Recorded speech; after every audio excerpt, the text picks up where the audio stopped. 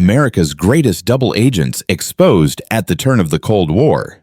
When the world trembled between hope and suspicion, America found itself pulled into a silent battlefield where loyalty could shift like desert wind at dusk. It was an era shaped not by armies marching across borders, but by whispers passed through dimly lit hallways, coded messages hidden in ink, and secrets traded behind closed doors. The nation believed its strength rested in its booming power, yet deep inside its agencies, a quieter truth emerged. The gravest danger rarely approached from the outside. Instead, it walked the same corridors, breathed the same air, and pledged the same oaths as those sworn to protect the Republic, a shadow disguised as a patriot in plain sight. From the early days of the newly formed intelligence networks, officers were trained to fear foreign spies, but none were prepared for the chilling possibility of betrayal within.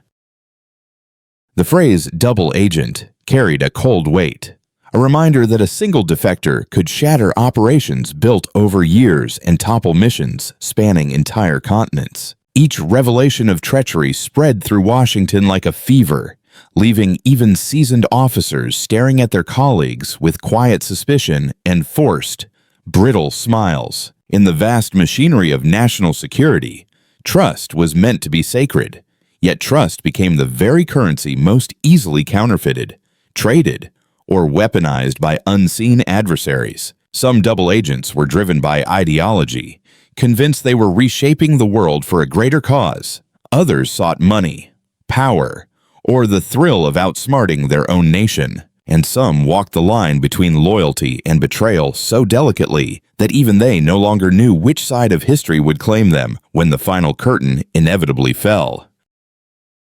America's early intelligence archives reveal a haunting pattern: names struck from records, entire missions erased, and the silent disappearances of operatives overseas with no trace. Analysts piecing together these fragments realize that the damage inflicted by a single traitor could not be measured in documents alone, but in trust permanently scarred. In those turbulent decades, the government launched internal hunts, discreet reviews, and whispered interrogations, yet every discovery seemed to expose deeper fractures. The sense of vulnerability spread quietly, like ink bleeding across an old letter, reminding the nation that even the most loyal uniform could conceal motives darker than night. Young recruits entering the agencies were taught that vigilance was survival, and that danger came in many forms, but none more lethal than the colleague who smiled too easily. The double agent became a ghostly figure, a symbol of the fragile boundary separating devotion from deception and patriotism from a betrayal no oath could prevent. Historians would later argue that these early cases defined America's intelligence culture, shaping doctrines, rewiring instincts, and carving scars into institutions still felt today. But in the moment, as the Cold War tightened its grip, no one knew how deep the rot ran, nor how many more would rise from within, hidden behind polished badges and steady hands. And so America stepped into this new age of espionage with pride mixed with dread, aware that its greatest adversaries might not be foreign shadows, but familiar faces. For in the world of double agents, truth bends, loyalty fractures, and history is written not with certainty, but with the uneasy understanding that betrayal often begins at home. The archives reveal that a double agent is never born from chaos, but carved by unseen pressures lingering in the corners of power, where silence weighs more than truth and loyalty fractures under forces no oath can fully hold in place. In the early years of the Cold War, unseen corridors inside Washington carried whispers of men and women walking both sides of the line, serving ideals while betraying them, shaping history with the quiet precision of invisible blades. These figures were ghosts among officials, passing through briefing rooms with steady eyes that concealed storms, while every gesture echoed a deeper script written by distant handlers who trusted neither mercy nor hesitation at all. The Bureau and the agency watched them closely, yet even those watchful towers struggled to grasp the depth of deception. For a double agent lives behind a mask layered not once or twice but many times, fused by fear and ambition. Some were recruited through threats, some through ideology, and some through wounds carved long before their service began. Wounds that made betrayal seem not treason, but destiny, a strange path back to control over their own story. One quiet evening in a narrow Georgetown townhouse, a handler recorded a note describing a source whose loyalty was aligned with neither flag nor doctrine, but with an inner war, a phrase that would resurface decades later in files. The agency's counterintelligence division soon discovered patterns, encrypted messages hidden in mundane memos, subtle deviations in field reports, slight delays in responses that hinted at secret meetings in dimly lit safehouses. Yet the truth moved like water, impossible to seize fully, shifting whenever they tightened their grip. For every revelation opened another door, and each door led deeper into a labyrinth shaped by lies told with absolute precision. There were nights when analysts stared at redacted reports until dawn broke over the Potomac, chasing the faint thread connecting scattered clues left by operatives who played the longest of games with consequences beyond measure. A senior investigator once remarked that a double agent is a mirror with no reflection, for when cornered, they reveal neither fear nor clarity, but only a strange calm, as if betrayal had become their final and unbreakable refuge. Some of these operatives eventually surfaced, exposed through careful traps or accidental missteps, yet many dissolved into the background of history, leaving only coded notes and contradictory testimonies that scholars still debate now. Their influence stretched far beyond the incidents recorded in classified dust, subtly altering negotiations, redirecting missions, and reshaping alliances without ever appearing on the official map of American strategic memory. And so, the chapter of America's double agents did not merely unfold, it bled slowly through eras, staining policies, igniting suspicion, and forging a new understanding of loyalty, one defined by shadows rather than by bright lines. As we follow their stories further, deeper secrets will surface, revealing how betrayal became an art, how truth bent under pressure, and how these hidden operatives changed their nation in ways no courtroom ever fully uncovered. In the dim corridors beneath government buildings, historians discovered trails of double agents interwoven like silent threads, forming patterns that haunted investigators who sensed that each clue pointed to a much darker architecture. Some files spoke of coded gestures exchanged during briefings, a raised brow, or a misplaced document signaling more than error, turning routine meetings into battlegrounds where trust cracked beneath layers of calculated deceit. One report described a diplomat who carried 2 notebooks at all times, one filled with official updates and the other lined with invisible ink, revealing secret alliances crafted with the precision of a chess master playing himself. Analysts later learned that this diplomat met his handler inside a quiet bar near the Capitol, where a glass placed at a specific angle signaled whether a message had been delivered, a ritual repeated with unnerving consistency. These signs seemed trivial to outsiders, yet seasoned officers recognized that true espionage rarely relies on dramatic exchanges but thrives in repetition, where ordinary gestures acquire meaning, known only to those trained to see. During one winter recorded in declassified notes, an internal review uncovered a cluster of reports written in nearly identical language, as if crafted by a single unseen hand guiding multiple operatives from behind a velvet curtain. This sparked suspicion that a hidden network existed, not loosely connected but tightly coordinated, operating across agencies with a discipline that frightened even hardened investigators accustomed to Cold War duplicity. Agents tasked with deciphering these connections described the experience as walking through fog lit by lanterns whose flames flickered at their own will, a poetic but unsettling metaphor preserved in the footnotes of one archive. Interviews with former officers added further layers, revealing memories of colleagues who seemed almost too calm during crises, as though they already knew outcomes shaped in meetings that had never been written into history. One veteran recalled a midnight transmission intercepted accidentally, its encrypted rhythm matching older Soviet-era protocols, a discovery dismissed publicly but quietly filed away as potential evidence of internal betrayal. There were also accounts of agents who abruptly requested reassignment,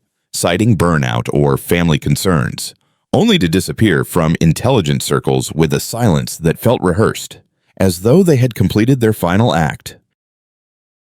Researchers later noted that several of these departures aligned with shifts in foreign policy, subtle turns that benefited adversarial states in ways too precise to be coincidence, raising questions scholars still debate intensely. Some suspected a mastermind, a coordinator whose identity never surfaced, who wove these operatives into a coherent system, ensuring that every betrayal served a purpose larger than personal gain or ideological conviction. Whether such a figure truly existed remains uncertain, yet the pattern speaks for itself.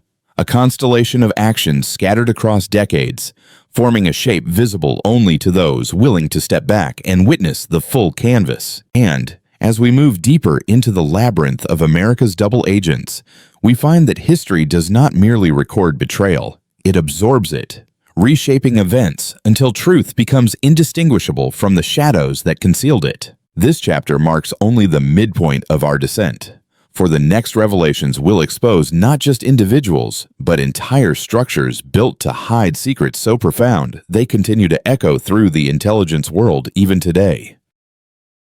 In the archives rarely open to public eyes, historians found traces of a pattern older than any single agency, a rhythm of secrecy cultivated over decades, suggesting that double agents were not anomalies but instruments. Documents from the early Cold War hinted that every betrayal, no matter how small, contributed to a larger scheme woven by unseen strategists who shaped events with the patience of artisans carving destiny into forgotten stone. One particularly fragile memo referenced a meeting held in a dimly lit room beneath the Pentagon, where a handful of senior officials debated whether a suspected traitor was a threat or an asset worth silently protecting. The debate revealed something deeper, a willingness among leaders to allow duplicity when it served national interest, demonstrating that truth often stood on uneven ground, balanced precariously between ethics and necessity. Former operatives interviewed years later spoke cautiously about a doctrine they called the veil, an unspoken rule dictating that some betrayals must remain untouched because exposing them would tear apart vital structures.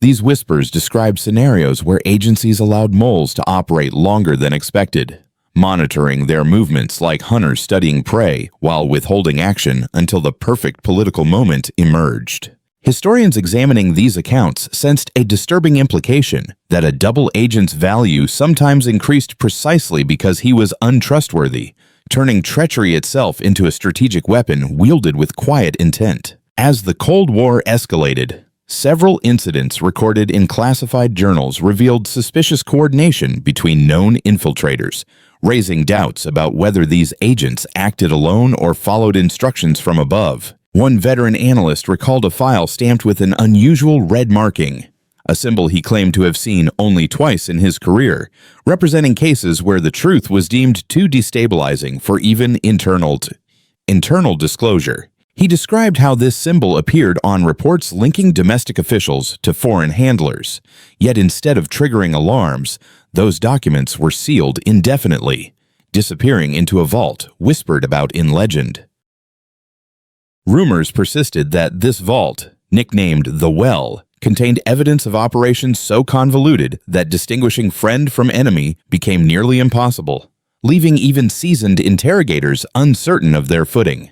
According to one declassified interview, an officer tasked with reviewing the Well's contents resigned after a single night, claiming he felt watched by ghosts of choices made by men who feared their own creations. And researchers later compared testimonies from multiple sources, discovering a recurring theme that the intelligence community had, at times, cultivated double agents intentionally, crafting roles with the precision of playwrights. These revelations challenge traditional narratives, suggesting that betrayal was occasionally engineered from within, a paradoxical tactic meant to lure foreign adversaries into webs designed with chilling sophistication. Such strategies blurred moral boundaries, leaving future generations to debate whether these actions protected the nation or eroded the very principles its institutions claim to defend, a question still unanswered today. As we approach the final chapter, The atmosphere thickens, for the truth we seek lies not in the grand conspiracies, but in the quiet decisions made by individuals who understood that silence can be more powerful than confession. And somewhere in that silence, hidden between erased names and redacted lines, waits the final revelation, the one that will show whether America's greatest double agents were villains, victims, or instruments shaped by unseen hands. In the final stretch of this labyrinth of lies, researchers uncovered threads suggesting that some of America's most skilled double agents were never caught nor exposed, but quietly erased, leaving behind stories written in vanishing ink. One archival testimony spoke of an operative known only by a codename linked to an ancient constellation, a ghost whose presence appeared in classified logs across 3 decades, moving silently through crises like a drifting ember. What made this figure unsettling was not his expertise, but his pattern, for each appearance coincided with moments when alliances shifted subtly, almost imperceptibly, as though he nudged history with the weight of a single breath.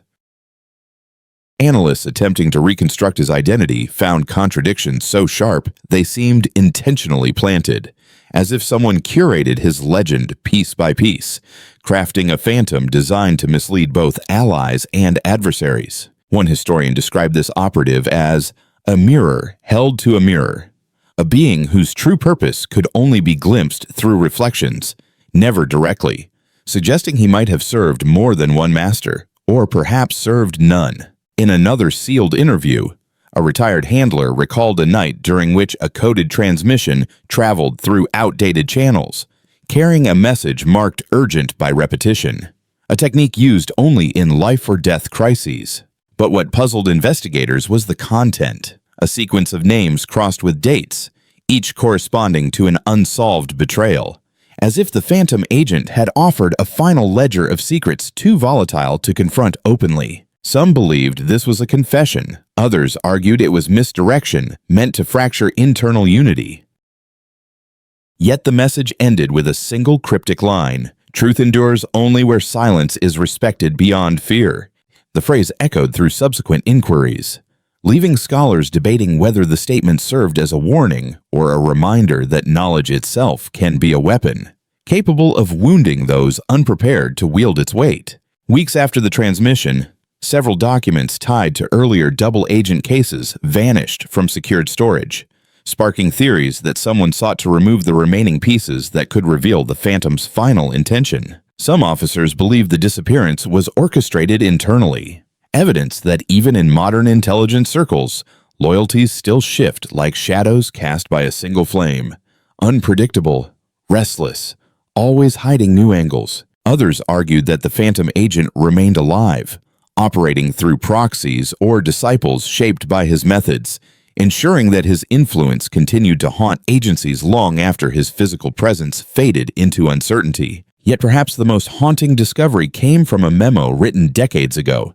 stating that a double agent's greatest success is not betrayal itself, but the ability to vanish so completely that history forgets to question his absence. This insight reframed the entire narrative, suggesting that the world may be studying the wrong figures, focusing on exposed moles while the true masters move like invisible architects shaping outcomes without leaving fingerprints. And so, as our investigation reaches its end, we find that America's greatest double agents may never be named, not because the truth is lost, but because their stories function best as shadows, felt, feared, but never illuminated. If there is one lesson carved into these hidden chapters, it is this: within the world of intelligence, truth is rarely a beacon. It is a puzzle scattered across eras, guarded by those who understand that silence is its last defense. Perhaps somewhere, a name remains unspoken, carried only through coded lines and forgotten dossiers. Perhaps the Phantom still watches, waiting for future generations to realize that some secrets breathe across time itself. And as the screen fades to black, one question lingers like a final heartbeat. What if the greatest double agent in American history was never revealed because he was never meant to be found?